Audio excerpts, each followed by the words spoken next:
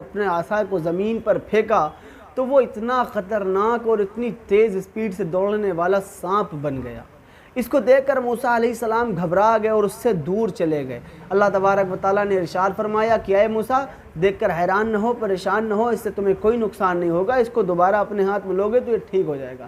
موسیٰ علیہ السلام نے جیسے اپنے عصا کو اپنے ہاتھ میں لیا، وہ عصا بن گیا، وہ سانپ نہیں رہا۔ اس کے بعد اللہ تبارک و تعالیٰ نے یہ موسیٰ علیہ السلام کو اس لیے دیا تھا تاکہ موسیٰ علیہ السلام جائیں اور فرعون کو اپنا یہ عصا کا معجزہ دکھائیں تاکہ فرعون شاید ایمان لے آئے۔ اس کے بعد موسیٰ علیہ السلام گئے اور جا کر فرعون کے سامنے اپنا یہ معجزہ دکھایا، اپنے عصا کو پھینکا اور عصا وہ سانپ بن گیا۔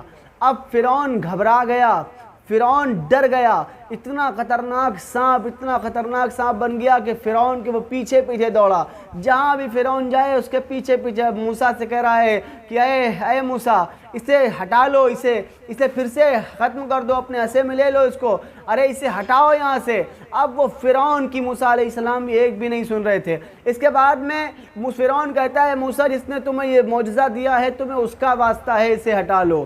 اس کے بعد موسیٰ علیہ السلام اس عصا کو، اس سانپ کو پھر سے عصا بنا دیتے ہیں، اپنے ہاتھ میں لیتے ہیں تو پھر وہ عصا بن جاتا ہے۔ اس کے بعد فرعون کہاں ماننے والا ہے؟ فرعون نے سوچا کہ اب اس کا جو ہے سچ کیا ہے، کیسے بن گیا۔ فرعون نے ایک میٹنگ کی، فرعون نے ایک محفل کی اور سب کو بلایا، جتنے بھی لوگ اس کے تھے، جتنے بھی سپاہی، جتنے وغیرہ جو بھی ہوتے ہیں، سب کو بلایا اور کہا پورے شہر میں جتنے بھی لوگ ہیں، جتنے بھی جاننے پہچاننے والے ہیں، دور دراز سے جتنے بھی جادوگر ہیں، بڑے سے لگائے چھوٹے والے جتنے بھی جادوگر ہیں، سب کو اکٹھا کیا جائے اور سب کو بلایا جائے۔ سارے لوگوں کو بلایا گیا۔ فرعون نے کہا کہ موسیٰ پاس کوئی ایسا جادو ہے جو ان کا عصا سانپ بن جاتا ہے، کیا تم لوگوں کا عصا ایسا ہے جو موسیٰ کے سانپ کو بھی نگل جائے؟ سارے جادوگروں نے حامی بھر دی اور کہا ہاں ٹھیک ہے۔ اب موسیٰ علیہ السلام سے دن مقرر کے لیے بات کی گئی کہ دن کون سا طے کیا جائے گا، دن کون سا مقرر ہوگا۔ موسیٰ علیہ السلام نے کہا دن ہم اپنے حساب سے طے کریں گے۔ ایک دن تھا جس دن فرعونیوں کے یہاں بھیڑ لگتی تھی، سب فرعون کے لیے جمع ہوتے تھے، پبلک جمع ہوتی تھی، تو اس دن موسیٰ علیہ السلام نے فرعون سے کہا کہ فلاں دن یہ ہے، کیونکہ اس دن موسیٰ علیہ السلام کو دکھانا تھا اللہ کا یہ کرشمہ اور اپنا معجزہ دکھانا تھا کہ کیسا ہوتا ہے اور کیا ہوتا ہے، فرعون کو ذلت بھی دینی تھی، اس لیے موسیٰ علیہ السلام نے وہ دن طے کیا۔ اب خیر وہ دن آیا، اس دن لوگوں کا ہجوم تھا، مجمع تھا۔ اب موسیٰ علیہ السلام بھی تھے اور تمام نامی گرامی اور چھوٹے سے لگائے بڑے تک سارے جوان تھے، سارے بادشاہ تھے اور تمام نامی گرامی چھوٹے سے لگائے بڑے تک تمام نامی گرامی جادوگر تھے۔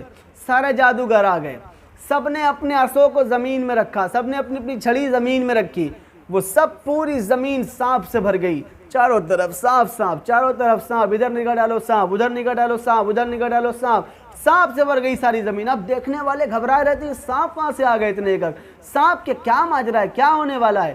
اب موسیٰ علیہ السلام کی باری آئی، یعنی یوں کہا جائے بادشاہ کی باری آئی، چھوٹے موٹے کیڑے مکوڑے ادھر ادھر ٹہل لیتے، اب بادشاہ کی باری آئی۔ موسیٰ علیہ السلام نے جیسا اپنا عصا ڈالا، جیسے موسیٰ علیہ السلام نے اپنا عصا ڈالا ویسے ہی ایک خطرناک سانپ بن گیا، بہت بڑا سانپ، اتنا بڑا سانپ کہ تمام جادوگروں کے سانپ کو نگل گیا۔ اب جادوگر پریشان موسیٰ علیہ السلام کے پاس ہاتھ جوڑ کر اے موسیٰ مجھے معاف کر دیں، اے موسیٰ مجھے معاف کر دیں۔ خیر بہت سے جادوگر ایمان لے آئے اور بہت سے لوگوں نے یہ کہہ کر بھی چھوڑ دیا کہ شاید موسیٰ بہت خطرناک کوئی جادو سیکھ کر آئے ہیں، لیکن بدوقت فرعون اپنی فرعونیت میں چور رہا، اس نے کلمہ نہیں پڑھا، وہ کلمے والا نہیں ہوا، وہ اللہ پر ایمان نہیں لایا۔ یہ بتانا میں یہ چاہتا ہوں کہ گھمنڈ، تکبر یہ کروا دیتا ہے کہ انسان کی آنکھ تک نہیں کھلنے دیتا ہے، انسان کو صحیح غلط کی پہچان نہیں کرنے دیتا ہے۔ کون؟ گھمنڈ، تکبر۔ ابو جہل میں کیا تھا؟ گھمنڈ تھا۔ یزید میں کیا تھا؟ گھمنڈ تھا۔